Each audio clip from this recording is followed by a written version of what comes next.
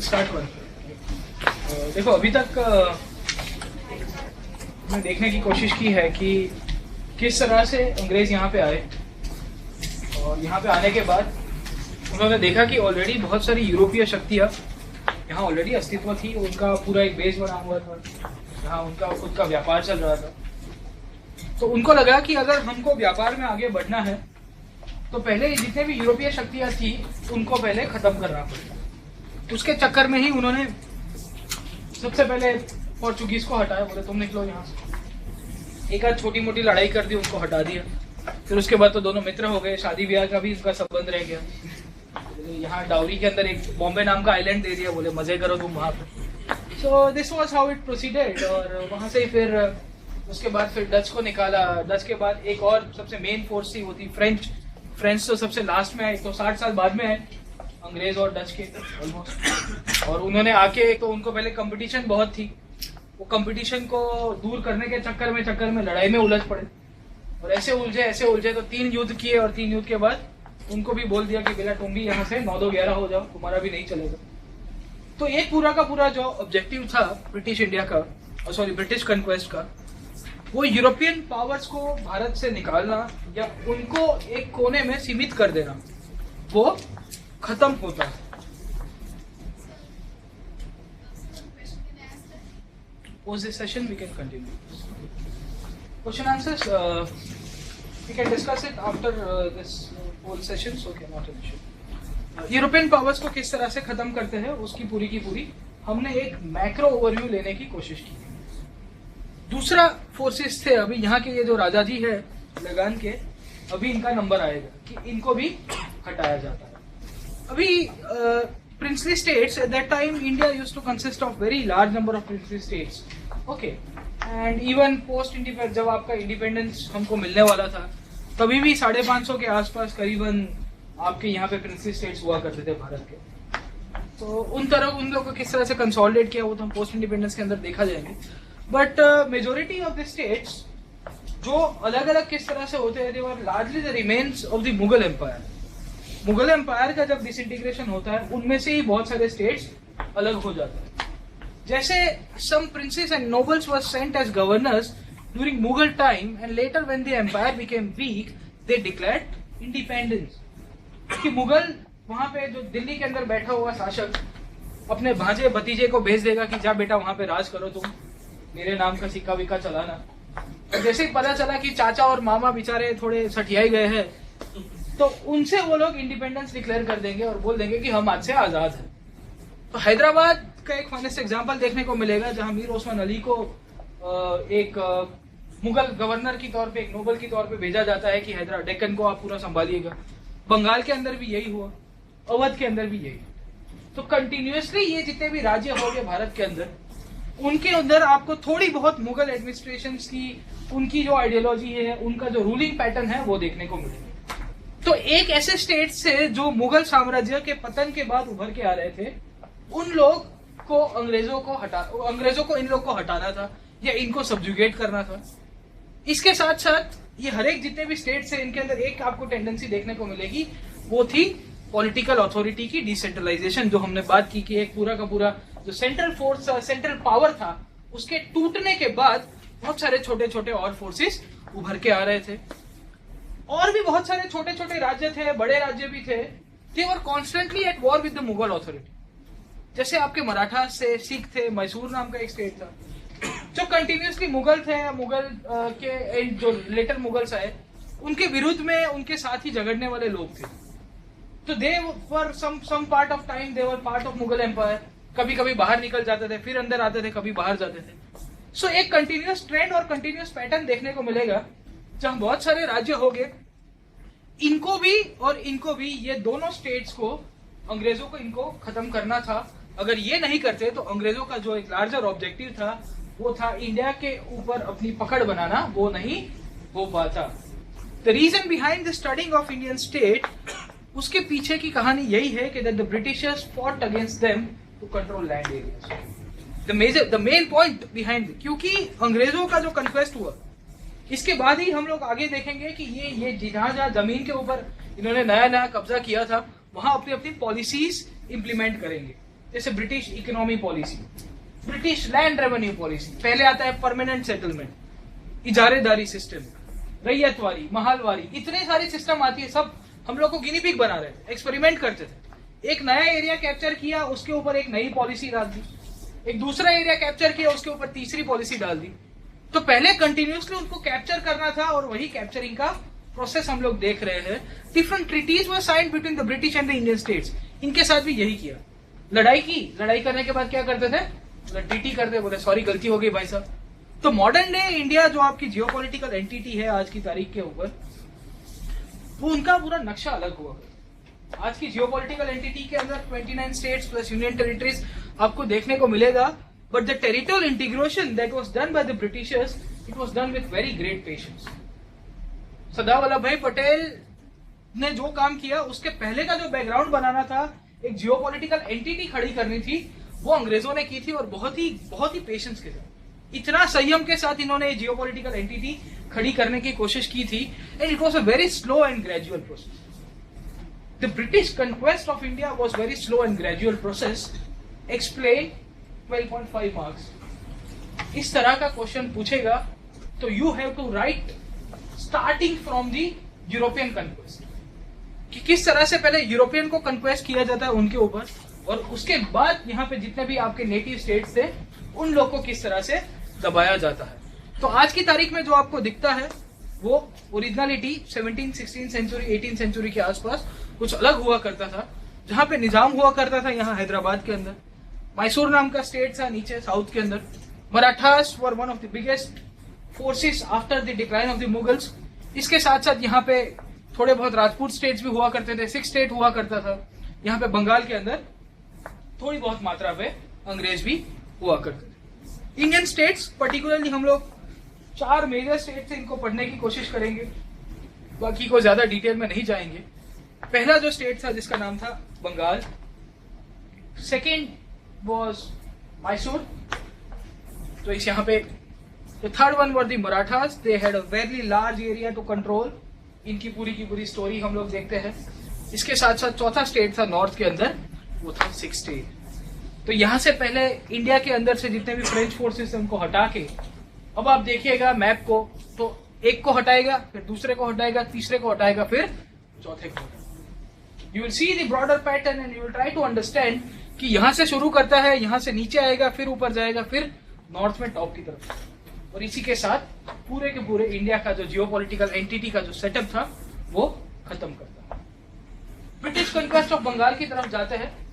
बंगाल के ऊपर किस तरह अंग्रेजों का राज की स्थापना हुई, उसकी थोड़ी बहुत चर्चा करते हैं। Generally the British conquest of Bengal is associated with 2 wars और 2 बैटल्स, जिसे 1757 में हुई थी, वो थी प्लासी का युद्ध, और 64-65 के आसपास हुआ था, वो था बक्सर का युद्ध। इसके साथ ही एसोसिएट किया जाता है। मैं आपको थोड़ा बहुत हिस्ट्री के अंदर लेके जाना चाहता हूँ। बंगाल की थोड़ी बहुत हिस्ट्री जानने की कोशिश करेंगे, क्यों अंग्रेजों को मन में आया कि हम लोग को बंगाल की तरफ जाना चाहिए।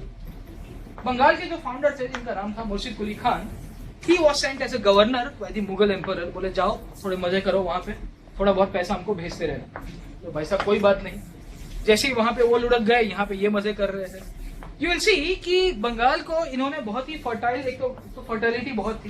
गंगा जमुना दोआबला का जो नीचे वाला एरिया है, आपका डेल्टा भी बनता है नीचे, एंड गंगा ऑल्सो पासिस, तो उनका आजू बाजू वाला जो एरिया था वहां पे एग्रीकल्चर बहुत अच्छा। एट दैट टाइम, इवन आज की तारीख में भी आपको जमीन के ऊपर बहुत ही डिपेंडेंसी रहती है। तो वहां पे इकोनॉमी ऐसी थी जो पूरी एग्रीकल्चर बेस्ड या लैंड रेवेन्यू बेस्ड थी।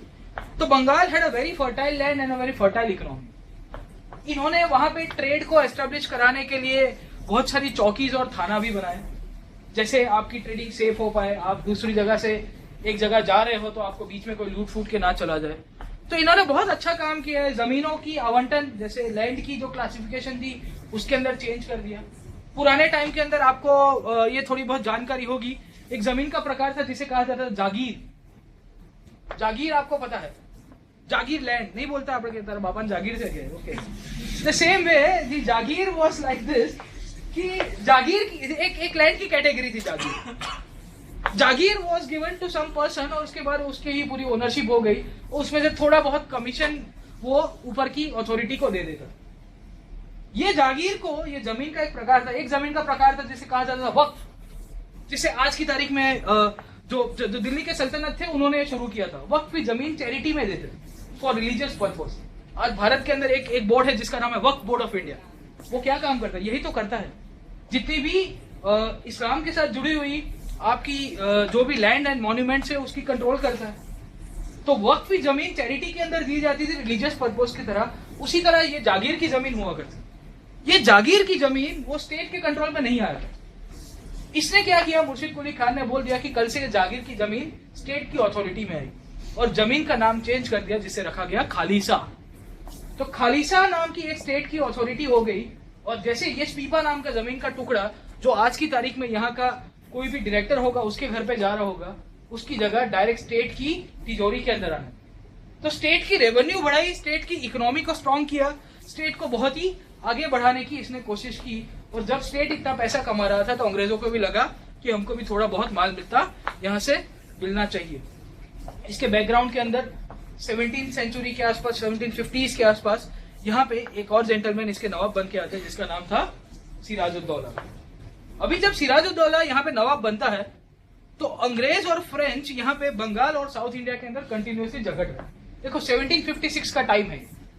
एट दैट टाइम इन्होंने ऑलरेडी एक दो लड़ाइयां कर चुके थे। वो चंद्रनगर के अंदर बोले मैं कब्जा करूंगा और यहाँ पे पौंडीचेरी के अंदर मैं मेरा है, और इस तरह से इनकी लड़ाइयां चल रही थी। The English and the French were fighting for possessions in South India and also in Bengal simultaneously. जब इतनी सारी बवाल मच रही थी तो अंग्रेजों ने बोला कि यार हम लोग को हमारी प्रॉपर्टी फोर्टिफाई करनी पड़ेगी।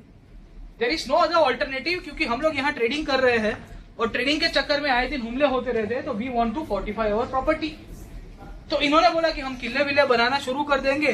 इसके साथ साथ जो एम्परर फारूक सियर, मैंने आपको बताया पगला राजा, इसने अंग्रेजों को 1717 में एक रॉयल फरमान दिया था। जब हमने पहली टाइमलाइन देखी, रॉयल फरमान के अंदर इन्होंने अंग्रेजों को एक दस्तक, जो परमिट देने की अथॉरिटी बना दी। पहले के टाइम पे होता ऐसा था कि एक दस्तक दिया जाता था स्टेट के द्वारा, so that you can continue with your inland trade. अगर आपको आंतरिक व्यापार करना हो तो एक चिट्ठी चाहिए। जैसे आप पहले के टाइम के अंदर यहाँ ऑक्ट्रॉय हुआ करता था, जकात या हम लोग चुंगी नाका कहते हैं, तो ऑक्ट्रॉय भी यही करता था कि यहाँ से वहां जाना है, सिटी के अंदर सामान लेके आना है, तो आपको ट्रेडिंग के लिए कुछ उसके परमिट लेनी पड़े। तो सेम वे परमिटिंग अथॉरिटी पहले स्टेट हुआ करती। अभी स्टेट की जगह पे 1717 में क्या हुआ, फारूक सियार ने बोला कि अभी अंग्रेजों को भी हम लोग दस्तक देने की अथॉरिटी दे देते हैं। उनको ट्रेडिंग कंसेशंस दिया था ना पगले राजा ने, इसके साथ साथ क्या दिया था, बोले तुम अपने सिक्के भी बना सकते हो। सो यू सी कि जब अंग्रेजों 1717 के अंदर इनको यहाँ पे दस्तक देने की अथॉरिटी दे दी गई थी, when the permitting authority was given to the Britishers, इन्होंने मिसयूज कर दिया। जैसे स्टेट की, बंगाल स्टेट की दस्तक की भाव चल रहा है 10 रुपया, ये बोलेगा कि मैं करप्शन करके 5 रुपए में बेच दूंगा, मेरा तो लॉस नहीं जा रहा है ना, मेरा तो प्रॉफिट में लॉस जाएगा। The state will be at loss, but मुझे तो ऐसे ही खैरात में मिला है, 1717 से मिला हुआ। तो मैंने क्या किया कि मैं मिसयूज कर रहा। जब ये सारी चीजें बहुत हो रही थी तो बंगाल के नवाब को पसंद आएगा?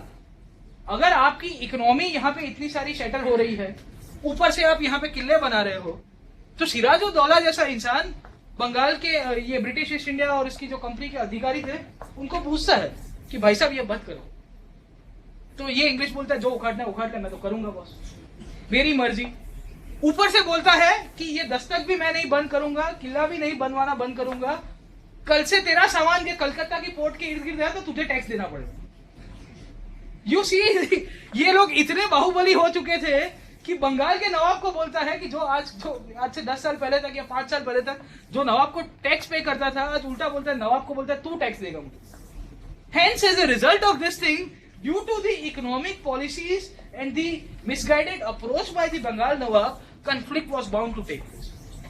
और ये कंफ्लिक्ट ही आपको 1757 के अंदर प्लासी के अंदर खत्म। इंपॉर्टेंटली मैं आपको ये चीज के अंदर बैकग्राउंड बनाना चाहता हूं कि प्लासी का युद्ध के पीछे ये बैकग्राउंड बहुत चल रहा है, जहां पे economy was one of the major aspect, और इकोनॉमी इसके साथ साथ फोर्ट, मैंने आपको बताया कि फोर्ट का इंपॉर्टेंस बहुत है। तो फाइनली ये सब चीजें बहुत हो रही थी, तो ये बहुत ही थोड़ा सरफिरा आदमी था सिराजुद्दौला। तो 16 जून 1756 में यहाँ पे ब्रिटिश की जितनी भी पोजीशन थी उन सबके ऊपर अटैक कर दिया, फ्रेंच की, ब्रिटिश की। फ्रेंच वाले तो बोल देते कि हम लोग किला नहीं बनाएंगे भाई साहब, गलती हो गई हमसे, बट ये अंग्रेज वाले थोड़े चालाक थे, 16 जून 1756 के ऊपर अटैक करते हैं। बहुत सारे लोग फुल्टा करके एक छोटा सा टाउन है साउथ ऑफ हुगली के नीचे, ओके, हुगली नदी के नीचे की साइड पे, वहां पे भाग जाते हैं। जितने भी बचे कुछ लोग होते हैं और वहां से वो लोग मद्रास भाग जाते हैं। Very smart people. On 23 June 1757 was the date of Plassey. इसके एक साल पहले ही ये लोग बंगाल से खदेड़ दिए जाते। The Britishers were thrown out of Bengal. Some people who left, उनको नवाब एक कमरे के अंदर बंद कर देता है और एक रात पर चढ़ा के करीबन 100 लोगों को रखता है। तो उनके अंदर वो सफोकेशन और ऐसी चीजें हो जाती है, तो वहां पे करीबन 100 से ज्यादा लोग मारे गए। ब्रिटिश हिस्टोरियन लिखते हैं कि more than 100 people got killed into a cell, और उसी को ही ब्लैक होल कहा। The black hole incident which took place under the leadership of Nawab, जहां नवाब बहुत सारे अंग्रेजी ऑफिसर को एक छोटे से कमरे के अंदर फिट कर देते हैं। 18 बाय 14 फीट का ऐसा कोई साइज बताया है इन्होंने। उसके अंदर ही 100-125 ब्रिटिश ऑफिसर्स को फिट करने के बाद फिर उनमें से बहुत सारे लोग निकाल नहीं पाते, क्योंकि एक छोटा सा होल था, वहां से उनकी वो हवा आती जाती रहती थी, तो बहुत सारे लोग मारे गए। तो नवाब की जो एक हरकत थी उसके कारण एक तो ब्रिटिशर्स को गुस्सा आएगा कि नहीं आएगा, डेफिनेटली आने के चांसेस है। अभी हुआ ऐसा कि नवाब ने गलती कर दी थी। क्या did the Nawab did any mistake? नवाब ने बहुत बड़ी गलती की। अंग्रेज पूरी तरह से देखो बंगाल के बाहर नहीं गए, वो फुल्टा की आसपास ही कहीं पे रुके थे। If you will see, Nawab made a major mistake. नवाब ने किया क्या कि 23 जून 1757 में जो प्लासी हुई, इसके बैकड्रॉप के अंदर, he didn't pursue the British out of Fulta, nor did he took adequate step to defend the Calcutta. उसका जो फोर्ट था, उसका जो किला था, अंग्रेजों को जैसे ही भगा दिया तो खुश हो गया। तो मतलब पता ही नहीं चलता था कि ये वापिस भी आएंगे, ऐसे थोड़ी जाएंगे। 100 साल से यहाँ पे रह रहे, तुम एक चाटा मारोगे चले जाओगे, ऐसा थोड़ी होता है। स्कूल वूल में लड़ाई होती है, किसी के साथ एक मारते तो 10 मिनट के बाद आता है ना आदमी लेके। तो यही हुआ। This thing happened when the Nawab pursued the Britishers out of Bengal, तो ये खुश हो गए, बोले चलो गए ये लोग। अबे ये फुल्टा के आसपास रुके थे, ऊपर से एक साल के अंदर ये लोग इतनी डिप्लोमेटिकली चीजें आगे बढ़ाएंगे और युद्ध की तैयारी कर रहे। ये नवाब को पता ही नहीं था, क्योंकि नवाब किसको बोला? नहीं बोला, नवाब था, ठीक है। So he didn't took the adequate step to defend Calcutta. Calcutta को डिफेंड करने के लिए ज्यादा कुछ काम नहीं करते। इसके कारण ही हिस्ट्री बोलती है, it is never lenient towards the mistake. वो बोला है ना, history repeats itself. What you learn, एक जॉर्ज विलियम फ्रेडरिक हेगल करके हिस्टोरियन फिलोसोफर भी थे, हिस्ट्री के ऊपर भी लिखते हैं, वो लिखते हैं कि what you learn from history is you never learn from it. तो नवाब भी यही करता है कि उसको इसको सीख नहीं मिलती है। मतलब पुरानी चीजें, अंग्रेजों के साथ जो चीजें और कोई फ्रेंच मैन के साथ जो एक्सपीरियंसेस है वो उसको नहीं पता चलता और लीनियंट नहीं। तो यू विल सी कि वो मिस्टेक करता है। और फरवरी 1757 के आसपास फिर से अंग्रेज रॉबर्ट क्लाइव के नेतृत्व के ऊपर कलकत्ता के ऊपर हमला करते। तो Calcutta is again attack and again उसके बाद फिर ट्रीटी कर देते हैं अंग्रेज, जिसे कहा जाता है ट्रीटी ऑफ अलीनगर। ये प्लासी के पहले का टाइम बता रहा हूं मैं। जब 1756 में उनको फुल्टा से खदेड़ दिया जाता है, कलकत्ता से फुल्टा खदेड़ दिया जाता है। इसके बाद ये लोग वापिस अटैक करते हैं और उसके बाद ट्रीटी करते। फुल फ्लैज अटैक नहीं किया जाता है प्लासी के ऊपर जब कैप्चर कर रहे हो। तो यू विल सी कि पहले एक छोटा अटैक किया और उसके बाद फिर बोल दिया ट्रीटी, गलती हो गई, माई बाप गलती हो गई। And as a result of this thing in the background the Britishers started the conspiracy. एक साइड पे ये लोग करेंगे कि बोले बातें करो बातें करो बातें करो, सीक्रेट चैनल टॉक्स बढ़ानी शुरू करते हैं। इसके साथ साथ they also start preparing for the battle, और वो बैटल होती है फाइनली कन्फ्रंटेशन में 23 जून 1757 में प्लासी के पास। इसी के कारण इसको बैटल ऑफ प्लासी बोला जाता है।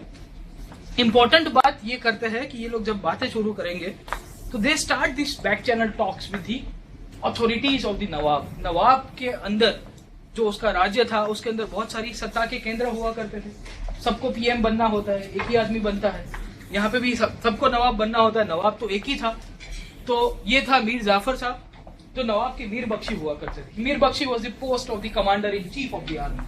आपकी सेना के सबसे जो सेनापति होते हैं उसकी पोस्ट के इक्विवेलेंट पोस्ट थी, और ये मीर बख्शी थे। इसके साथ अंग्रेज थोड़ी बहुत वार्तालाप करते, बोले बॉस एक काम करेंगे, हम लोग आज नहीं तो कल नवाब के ऊपर हमला करेंगे ना, तो आप हमारे सपोर्ट करिएगा। तो मीर बख्शी बोलता है पागल हूं क्या मैं? बोले तुमको नवाब बनाएंगे। बोले हाँ सच्ची में पागल हूं, कोई बात नहीं। सो यू से कि मीर जाफर बोलता है कि यार I am ready to support, कोई बात नहीं अगर आप मुझे नवाब बनाओगे। इसके साथ साथ मानिक चंद, ऊंचे लोग ऊंची पसंद, he was officer eight Calcutta. Calcutta के अंदर नवाब की जो एडमिनिस्ट्रेशन थी उसके अंदर बहुत अफसर हुआ करते थे। अमीरचंद करके एक और मर्चेंट हुआ करता था, इसकी भी कुछ महत्वाकांक्षा थी, ये भी बहुत सारे एम्बिशियस लोग थे। जगत सेठ करके बैंकर हुआ करते, नगर सेठ आपको पता होगा, तो उसी तरह से ये जगत सेठ करके जो इंसान था, he was the banker of the Bengal state. And all this people, एक और जेंटलमैन थे खादिम खान, एंड ये भी इनकी नवाब की बहुत बड़ी आर्मी के कमांडर हुआ करते थे। All this people they acted as traitors and backstab Nawab. अंग्रेजों ने सबको कैरेट एंड स्टिक का इंसेंटिव दिया। सबसे पहले कैरेट देंगे और जैसे ही कैरेट खाने आएगा फिर लाठी मार के उनको भगा देंगे। We'll see post what happens post the battle of Plassey। Plassey के युद्ध के बाद उसके आउटकम्स बहुत इंपॉर्टेंट है। रेदर देन प्लासी में 500 आदमी मरे और 20 आदमी नहीं मरे और 2 मरे और घोड़ा चला और घोड़े से गिर गया कोई। Okay, so all this people acted as traitors and backstab the Nawab. नवाब को पीछे से खंजोर भोंका जाता है अपने ही आदमियों के द्वारा। क्यों? क्योंकि अंग्रेज इनके साथ बातें करते हैं और बातें करते करते फ्रंट के ऊपर they starts preparing for the war. जब इनकी कन्फ्रंटेशन बहुत बढ़ जाती है नवाब के साथ, तो नवाब भी बोल देता है कि आ जाओ, 2-2 कर ही देते हैं हम लोग। और इसके साथ साथ 23 जून 1757 में the forces of the nawab and the British clashed at Plassey. Plassey नाम की जगह पर अंग्रेज और नवाब की सेना एक दूसरे के सामने टकराती है। और कहानी ये चलती है कि this battle was never like an conventional battle as hardly few people died. बोला तो ऐसा भी जाता है that the battle of Plassey was never fought, it never took place। हुआ ऐसा कि मीर जाफर जो ऑलरेडी पट्टी में ले चुके थे अंग्रेज उसको, वो नवाब को बिट्रे कर देता है और बोलता है कि बॉस एक काम करो, आप वापिस अपने मुर्शिदाबाद नाम का जो किला है हमारा, वहां पे चले जाओ, मैं संभालूंगा, हमारी सेना बड़ी है, आप चिंता मत करो। तो नवाब था, बोले मेरा सेनापति है, वो तो लड़ लेगा तो मुझे क्या प्रॉब्लम है। जैसे ही वहां पे जाता है उसके बाद उसको मार दिया जाता है उसके ही लोगों के द्वारा और मीर जाफर को नवाब बना दिया जाता है। सो यू विल सी कि वेरी फ्यू पीपल डाइड। और एक हिस्टोरियन कहते हैं that the battle of Plassey was a battle which was never fought. UPSC इसके ऊपर अभी तक पूछा नहीं है, बट अंदेशा हो सकता है क्योंकि ये लड़ाइयों के ऊपर जज्बात हो जाता है बहुत बार। पूछ देगा कि battle of Plassey was never fought, do you agree, give reasons, yes और नॉट, आप सहमत है कि नहीं। तो प्लासी के अंदर युद्ध हुआ ही नहीं। उसका कारण यही था कि पहले युद्ध शुरू हुआ, उसके चंद पलों के अंदर ही मीर जाफर नवाब को कन्विंस कर देता है कि आप वापिस किले में चले जाओ। और जैसे नवाब किले में जाते हैं तो वहां पे तो 2 दोस्त मिल बैठते हैं, बोले चलो हो गया काम, देखिए दिस इज मीर जाफर, यहाँ पे अंग्रेज है। उसी का एक स्केच किसी ने बनाया था। तो यहाँ पे ठीक है, दोनों दोस्त मिल बैठ के ठीक है थोड़ी पार्टी शार्टी करते हैं, फिर नवाब को मार दिया जाता है, खत्म हो गई, लड़ाई हुई नहीं। जब इनिशियली वॉर चालू हुआ तो थोड़े बहुत लोग इधर के मरे, थोड़े बहुत उधर के मरे, बस बात खत्म हो गई। सो इंपॉर्टेंट है, इसके लिए प्लासी को बोला जाता है it was a battle which was never fought. Okay, अब इसके बाद ईस्ट इंडिया कंपनी किस तरह से फायदा लेती है वो हम लोग के लिए बहुत महत्वपूर्ण बन जाता है। How did the east India company took the advantage post this battle. Company यहां से एक पूरा का पूरा रास्ता तैयार करती है। वो रास्ता है बंगाल को बेस बनाओ और पूरे के पूरे भारत के ऊपर अपना कब्जा जमाओ। East India Company will chart the road for India from Bengal. अब जहां जहां युद्ध करेंगे ना तो बंगाल के ऊपर बेस बना के 1760 में वॉन्डी वॉश किया तो क्या किया, उनका एक फायदा हुआ कि नहीं हुआ। इसके कारण ही यही था क्योंकि बंगाल के ऊपर इन्होंने बेस बना दिया। Very smart move. एक जगह को कंसोलिडेट कर दो, उसके बाद अलग अलग जगह पे अपने पूरे की आपकी जो साइकिल का पहिया होता है उसके तरफ से जो स्पाइक्स हो गए वो स्पोक्स वहां से बाहर निकाले जाए। Outcome of the battle is very much important for us. क्या होता है, Mir Jafar was made nawab as a reward for helping the Britishers. वो तो बोला ही था इसको, बोले कि चलो तुमको नवाब बनाएंगे, तो तोता बोता उड़ाता रहता था ये। Some rights were given to East India Company for Bengal, Bihar and Orissa. Mir Jafar जैसे ही नवाब बनता है तो उसका भी एक जिम्मेदारी होती है कि इन लोग ने मुझे नवाब बनाया है तो मुझे भी इनको खैरात में कुछ देना पड़ेगा। खैरात में दे देता है, बोले जाओ वहां पे राज करो, थोड़ा बहुत पैसे वैसे इकट्ठे लेके आना। तो वहां पे थोड़े बहुत रेवेन्यू राइट्स देता है, पार्शियली थोड़ी बहुत इनको अंग्रेज अपना बेस बनाना शुरू करते हैं। The English also got the rights for 24 Parganas district near Calcutta, earning 15,000 pounds at that time। 15,000 pound आज की तारीख में इतनी बड़ी रकम है। हम लोग 1750 की बात कर रहे हैं। 24 परगनास डिस्ट्रिक्ट आज की तारीख में भी बंगाल के अंदर एग्जिस्टिंग है। ओके, आज भी है 24 परगना। ओके, सो 24 परगना जिले का पूरे के पूरे जमींदारी अधिकार उनको दे दिया जाता है। बोले जाओ मजे कर, तकलिया बहुत मजे करना वहां पे। इसके साथ साथ मीर जाफर को बोला जाता है कि you should compensate the British sum of ₹2 crore for waging a war against the English. बोले आपने हमारे खिलाफ युद्ध किया है तो आपको वॉर गिल्ट क्रॉस करके एक चीज होती है। This was also imposed on Germany. जब यहाँ पे पहला विश्व युद्ध होता है तो वॉर गिल्ट क्रॉस लगाते हैं जितने भी अलाइड फोर्सेस थे, बोले तुमने युद्ध कराया। तो यहाँ पे मीर जाफर को भी बोला जाता है कि भाई तुमको 2 करोड़ रुपए देना पड़े। तो मीर जाफर बोलता है मुझे नवाब बनाया तो मैं मना तो नहीं कर सकता। Now you see that the British trend in the British pattern to control Mir Jafar as a puppet. ये कितना टाइम तक चलेगा? ये बहुत ही लंबे टाइम तक नहीं चल जाता, क्योंकि मीर जाफर को लगता है कि मेरी अथॉरिटी के खिलाफ अंग्रेज मुझे एक्चुअली मेरी विंग्स क्लिप करने की कोशिश कर रहे हैं। साथों साथ ये अभी 2 करोड़ रुपए दे रहा है, फिर 2 दिन के बाद अंग्रेज कोई और आएगा, बोले चल तू 1 करोड़ रुपए दे, फिर बोलेगा इतना पैसा दे, ये अधिकार दे, ये राइट्स दे। मीर जाफर बोलेगा मेरे पास बचा ही नहीं है तो मैं तुमको क्या दूं। As a result of this thing Mir Jafar is replaced by the English authorities, और उसी का ही एक जमाई होता है जिसका नाम था मीर कासिम, और इसको अंग्रेज बोलते थे कि आज से तू नवाब। अब देखो 3 साल के अंदर 1757 में इसने इसको नवाब बनाया। 3 साल के अंदर अंग्रेज कंटाल जाते हैं ये आदमी से और बोलते हैं कि मीर कासिम भाई आज से तू नवाब बन जाए। एज यूजुअल स्टोरी वही चलेगी कि मीर कासिम भी कुछ नहीं ज्यादा कर पाता। क्यों? क्योंकि उसको भी इंडिपेंडेंट रहना है। पपेट बन के कौन आदमी कितना लंबा खींच पाएगा। And he also fail to give the expected money to the Britishers. अंग्रेजों को जो थोड़ा बहुत पैसा देना चाहिए था वो भी नहीं दिया इसने।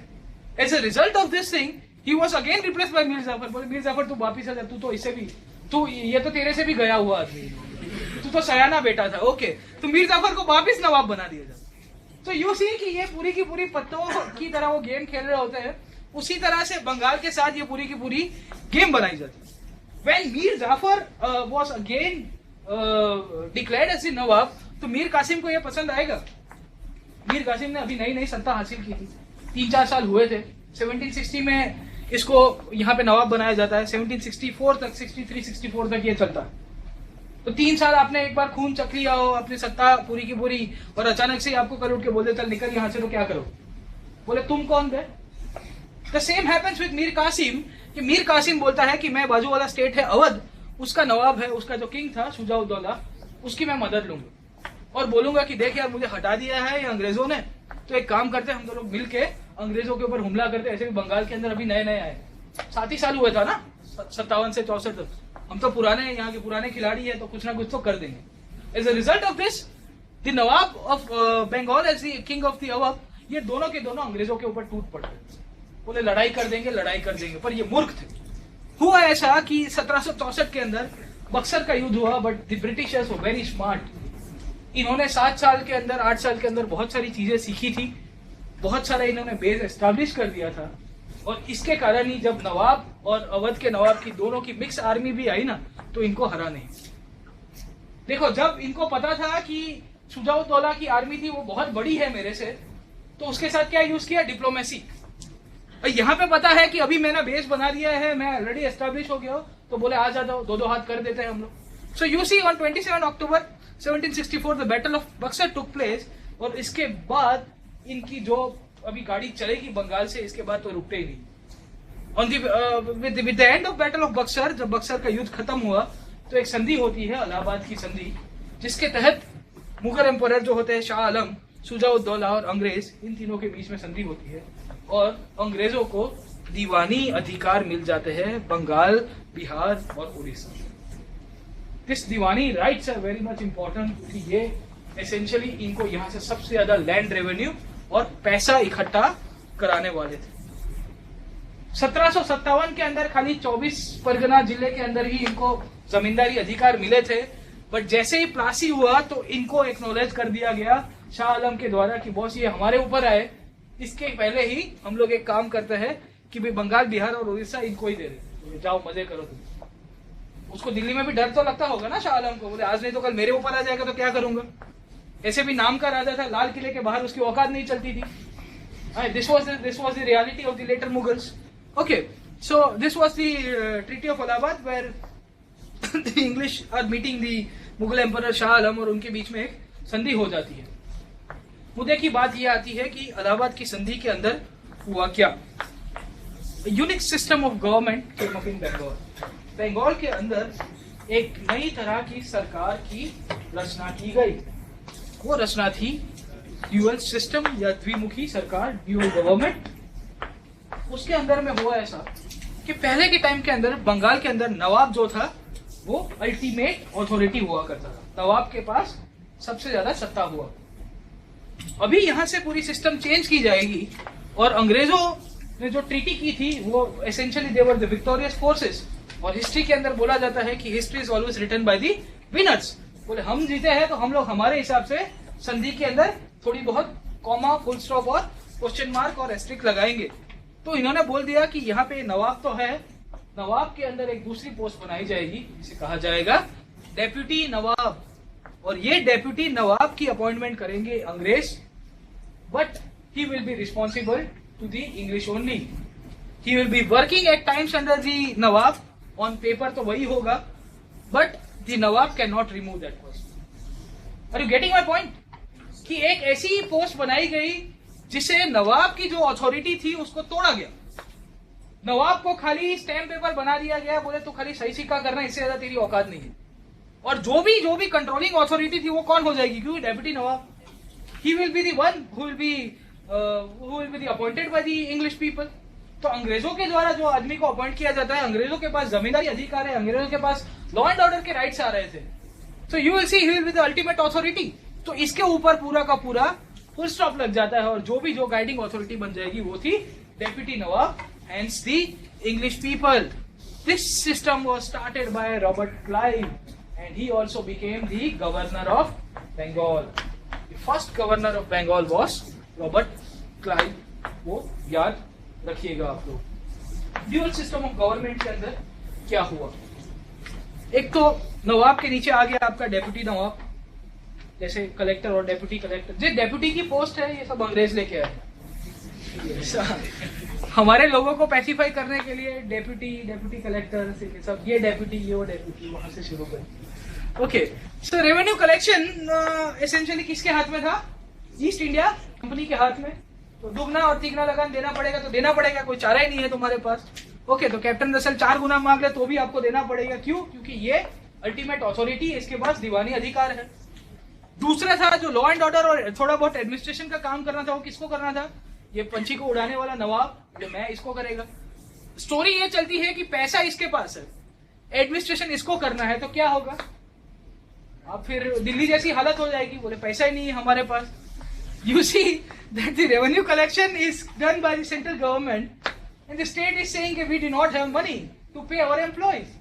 The same thing happened in Bengal in 1760s, जब यहाँ पे revenue collection East India Company अपने धड़ाधड़ कर रही थी और एडमिनिस्ट्रेशन नवाब बोलता था कि मुझे करना है पर मेरे पास मौका ही नहीं। East India company collected revenue but not responsible for administration. This was essentially the case of power without responsibility. तुम्हारे पास सत्ता है पर जिम्मेदारी नहीं। तो ये तो आपका जो मूलभूत द मेन जो आपका प्रिंसिपल है, जो आपका रूल करने का अथॉरिटी होगा, उसके विपरीत जा रहा है। दिस गोस अगेंस्ट, क्योंकि इनके पास सत्ता है बट रिस्पॉन्सिबिलिटी है नहीं। इनके पास रिस्पॉन्सिबिलिटी है बट सत्ता नहीं है, क्या करोगे? As a result of this thing, what will happen? The Nawab did not care, nor did the East India Company. Captain Russell को फर्क पड़ता था, दुगना लगा देना पड़ेगा। राजा जी क्या बोलते? क्रिकेट देखने आए ना, वो दिल से भले भारतीय थे बट बैठते थे तो वहां पे ही ना, वो वाले कोने में बैठा करते थे। You will be seeing, okay, Lagaan movie देखी है सबने? ओके, तो उसके अंदर ये सबसे finest examples. History is a very good teacher, you can see this things in movie as well. Ultimate sufferer were the people in this region. Bengal के अंदर 1769 से लेकर 1773 तक ग्रेट बंगाल फेमाइन आता है। Under this famine almost 10 million people got killed. They died into this great Bengal. 1 crore से ज्यादा लोगों की मौत हो जाती है। क्यों? क्योंकि इसके बाद the most important aspect of post-independence India and later on from once we started Green Revolution was the self-sufficiency in agriculture. हम फिर उसके बाद डिपेंडेंस नहीं है। Democracy and food, this are the 2 major aspect जहां पे हम लोग बहुत ही सक्सेसफुल थे। ओके, क्योंकि अंग्रेजों की अगर आप if you see the history of famines and drought, तो वो कंटिन्यूस चलता है। 1940s में भी आया था ग्रेट बंगाल फेमाइन, 1942-43 के आसपास की बात है। फिर से उस टाइम में बहुत बड़ा आया था, almost 1 to 2 million people were affected, करीबन 20 लाख से ज्यादा लोग थे। सो this was the reality of the British rule in India. और किस तरह से अंग्रेजों ने बंगाल के ऊपर अपना प्रभुत्व स्थापना की, उसके बारे में हम लोग चर्चा कर रहे थे। एक और इसके साथ जो इसका जो हमदर्द था वो था अवध। तो अंग्रेज बोलते हैं कि बेटा तू काहे बीच में फंस गया, बोले तुमको क्या जरूरत थी इसको मदद करने की। तो अवध को प्रोटेक्टोरेट स्टेट बना दिया जाता है, बोले तू भी हमारे अंदर आ जा, चल बेटा। अभी तक तो हम लोग तेरे साथ उलझ नहीं रहे थे, बट तूने हमको उंगली की ना, सोए हुए शेर को तुमने उंगली कर दी। तो अवध को खाया पिया कुछ नहीं, ग्लास थोड़ा बारह ना उसके दोस्त को हेल्प कर रहा था, इसके कारण अपनी सत्ता भी चली जाती। तो Awadh was also made the protectorate state and Awadh was also compelled to pay this war guilt। Awadh को भी पैसा देना पड़ता है, बोले हमने गलती कर दी माई बाप, आज से नहीं करेंगे। एंड अवध आपको 1765 के अंदर जो सब्सिडरी अलायंस, सहायक संधि, आपको एक चीज पता होगी, जो सहायक संधि या सब्सिडरी अलाय का जो सबसे इनिशियल फॉर्म था ना, वो अवध के ऊपर एक्सपेरिमेंट किया। सहायक संधि के लिए एक जेंटलमैन का नाम है जिनका नाम है लॉर्ड वेलेस्ली, बहुत ही फेमस है, बट उसके पहले ही ये इंप्लीमेंट करनी शुरू कर दी गई थी। उसका नाम और उसके जो फीचर्स है वो 1760 से ही चालू हो। एंड अवध का सबसे पहला उसका जो बकरा बनता है वो अवध ही बनता है, बोले तू सब्सिडरी अलाय बनने के लायक ही है, तुमने हमारे ऊपर हमला कर दिया। ओके, तो अवध का भी खात्मा बुलाया जाता है। बंगाल को तो पूरी की पूरी तरह से एनेक्स कर दिया जाता है, बोले तुम निकलो यहाँ से, और यहाँ से ही ब्रिटिश कंक्वेस्ट ऑफ बंगाल खत्म हुआ। बक्सर के अंदर बहुत ही बड़ी लड़ाई होती है, प्लासी के अंदर उसके विपरीत, उसके ऑपोजिट जाके ज्यादा कोई बड़ी लड़ाई नहीं होती है। Okay, so rise of Indian states and the Indian states अभी तक हम लोग देख रहे थे, वो था बंगाल। तो बंगाल के अंदर पहले जो रेड डॉट था, यहाँ पे आपका ट्रैफिक सिग्नल बंद था, वो क्लियर हो जाता है। अब बात करेंगे मैसूर की, मराठास की, और इसके बाद थोड़ी बात करेंगे